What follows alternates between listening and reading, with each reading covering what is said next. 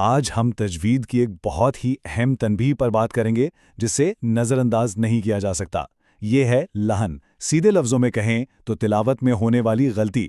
قرآن کو صحیح پڑھنا ہر قاری کے لیے لازم ہے، تو آئیے اس سنگین موضوع کو سمجھتے ہیں۔ جو لوگ قرآن کی تلاوت کو سنجیدگی سے لیتے ہیں ان کے لیے یہ سمجھنا بہت ضروری ہے کہ ہر غلطی ایک جیسی نہیں ہوتی۔ دراصل غلطیوں کی دو بڑی قسمیں ہیں، ایک ہے لحن جلی اور دوسری ہے لحن خفی۔ چلیں ان کی گہرائی میں اترتے ہیں۔ تو سوال یہ ہے کہ لحن آخر ہے کیا؟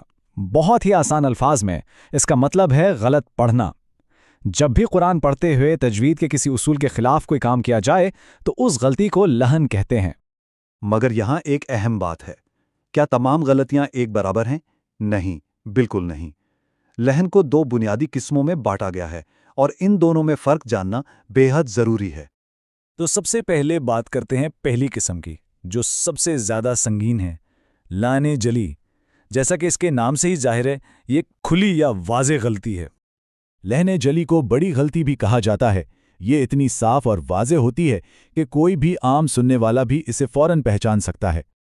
اب یہ غلطی ہوتی کیسے ہے؟ جیسے کسی ایک حرف کو کسی دوسرے حرف سے بدل دینا، یا الحمدو کو غلطی سے الحمدہ پڑھ دینا۔ یہ کوئی معمولی بھول چوک نہیں، یہ بہت بڑی غلطیاں ہیں۔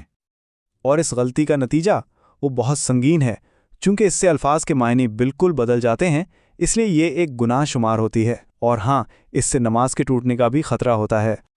اچھا، اب آتے ہیں دوسری قسم کی طرف۔ اسے کہتے ہیں لحن خفی۔ اس کا مطلب ہے چھپی ہوئی یا پوشیدہ غلطی۔ لحن خفی کو چھوٹی غلطی بھی سمجھا جاتا ہے۔ یہ اس لیے پوشیدہ ہوتی ہے کیونکہ یہ عام طور پر فوراً پکڑ میں نہیں آتی۔ اسے اکثر وہی لوگ پہچان پاتے ہیں جو تجوید کے علم میں مہارت رکھتے ہیں۔ دیکھیں، اس غلطی سے الفاظ کے معنی تو نہیں بدلتے، لیکن قرآن کی تلاوت کا جو حسن ہے، جو کمال ہے، وہ خراب ہو جاتا ہے۔ اس کی ایک مثال یہ ہے کہ جیسے لفظ اللہ کے لام کو جہاں موٹا پڑھنا تھا وہاں باریک پڑھ دیا جائے، معنی تو نہیں بدلے لیکن خوبصورتی چلی گئی۔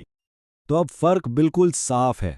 ایک طرف ہے لحن جلی جو ایک بڑی غلطی ہے، معنی بدل دیتی ہے اور گناہ ہے۔ دوسری طرف ہے لحن خفی جو ایک چھوٹی غلطی ہے اور تلاوت کی خوبصورتی کو کم کرتی ہے۔ لیکن یاد رکھیں، بچنا دونوں ہی سے ہے۔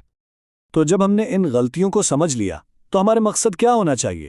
مقصد صرف ایک ہے، کامل اور بے عیب تلاوت کی منزل تک پہنچنا۔ اور اس کا راستہ بھی بالکل سیدھا ہے۔ پہلا قدم لحن جلی یعنی بڑی غلطیوں کو پہچان کر انہیں اپنی تلاوت سے مکمل طور پر ختم کر دیں۔ دوسرا قدم لحن خفی یعنی چھوٹی غلطیوں کی اصلاح کریں، اور ان سب کے ساتھ ساتھ تجوید کے اصولوں کو سیکھنا جاری رکھیں۔ یاد رکھیے، حتمی مقصد دونوں قسم کی غلطیوں سے پاک تلاوت ہے۔ یہ سفر محنت مانگتا ہے، لیکن اللہ کے کلام کا حق ادا کرنا اس سے کہیں زیادہ اہم ہے۔